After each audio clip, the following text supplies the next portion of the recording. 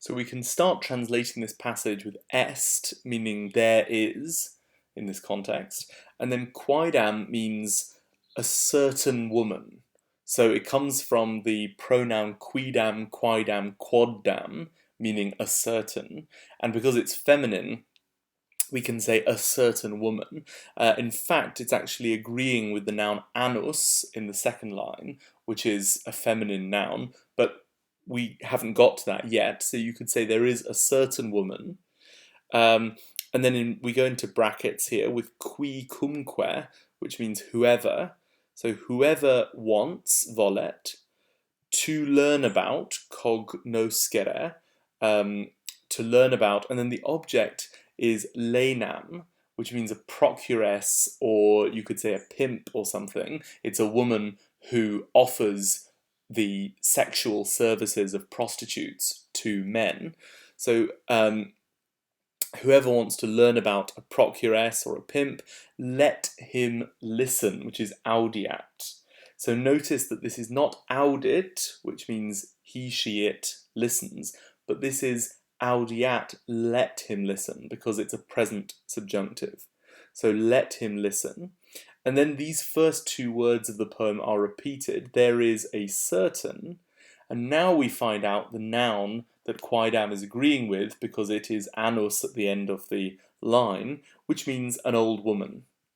So there is est, a certain quaidam, old woman, anus, named, nomine, literally by name, because nomine is the ablative of nomen, by name or called, Dipsas. And that's the end of the first sentence. And then Ovid says, she has, habet, and the subject doesn't appear there, but it is in fact Dipsas. She has her name, nomen, so nomen is the object of habet. She has her name ex re, which literally means from the thing, but the idea is she has her name based from the fact. In other words, her name is appropriate to her character. And we'll talk more about this in class, but the basic point is that Dipsas as a name has a meaning that is related to drinking, and Ovid is about to imply that she drinks far too much. So then we have a colon after habet, and then Ovid says, illa, she, has not seen, non vidit, she has not seen, and then the object of vidit is parentem, the parent, or in this case, it refers to the mother, so she has not seen the mother, parentem, of black memnon, so that's nigri memnonis, so those are both genitive case, of black or dark memnon, on her rosy horses, in roseis equis, and this refers to the fact that the mother of Memnon is the goddess of the dawn, and so the rosy horses refer to the reddish colour of the sky at dawn. So, and this is roseis equis is ablative following the preposition in, so on her rosy horses. So she has not seen the mother of Black Memnon on her rosy horses sober. So sobria means sober, and it's referring back to Dipsas. So in other words, Dipsas has not seen the mother of Black Memnon on her rosy horses. In other words, she has not seen dawn, the beginning of the day, while sober. So she's always drunk in the morning. And then in line 5, illa is repeated, so she, referring to Dipsas, knows, novit, and this is a verb which is perfect tense grammatically, but we translate it as present tense in English, so she knows, and then the object is magas artes, she knows the magic arts, and, which is the que here, que meaning and she knows Iaia Carmina, which means Ian spells. So this word in English is an adjective which we can spell A-E-A-E-A-N, Ian, and it's an adjective agreeing with carmina, meaning spells. And, so in line 6, and is que here, and by her art, which is arte, ablative singular of the word ars, so by her art, she turns back, recurvat, and then the object is liquidas aquas, the flowing waters, in caput, into or just to their source, in caput, to their source. So caput can mean a person's head, but when it comes to rivers and things, it means the source of a river. Okay, and then we have a semicolon, and we go to a new phrase. So, skit bene, she knows well. Skit, she knows, bene, well. What, quid, she knows well what, a herb, gramen. And in fact, the verb that goes with this is valeat much later, but there are a few subjects of valeat. So she knows well what a herb and what quid threads. So that's likia. She knows what threads, having been set in motion, concita, by the spun wheel. So torto rombo is an ablative phrase. By the spun wheel, rombo is the wheel. And she also knows what, quid, the fluid, virus, of a mare, which is equi, M-A-R-E. The English word is spelled M-A-R-E. It's a female horse. And you can see it's the feminine version of the Latin noun equus. What the fluid of a mare in heat, amantis, which is genitive case agreeing with equi. And then finally we have this verb valeat, which means can do, is able to do. So this verb valeo is the same, it has the same meaning as possum. So the point of this is that because she is familiar with magical arts, she's familiar with the power of herbs. She's familiar with the magical power of that you can get from weaving threads, and also she's familiar with the magical power of some kind of bodily fluid from a female horse. Now, just to go back for a moment over the grammar of this, so we have a subject, likia, the threads, and agreeing with that is a perfect passive participle, concita. So likia concita means the threads having been stirred up, having been set in motion. And then with this ablative phrase, torto rombo, we have another perfect passive participle, torto, by the having been spun wheel. So torto rombo, by the having been spun wheel. And then also it's worth pointing out this phrase amantis equi. Literally this amantis is a present participle that means loving. So literally amantis equi means of a loving mare. But loving in this case is a technical term it's a term that's used in the vocabulary of farming and so on to mean in heat. And then in the next sentence we have cum voluit. Cum here means whenever. So whenever she has willed or wanted, voluit. And then the subject is nubila, clouds, are gathered, glomerantur, which is present passive, are gathered in the whole sky. So toto kailo is an ablative phrase, and we have to imagine the word in before it. So in toto kailo, in the whole sky. And then in line 10, the phrase cum voluit is repeated whenever she has willed. And then the subject in line 10 is dies, the day. Fulget, shines forth. And then we have in plus ablative, in a clear heaven, in puro orbe.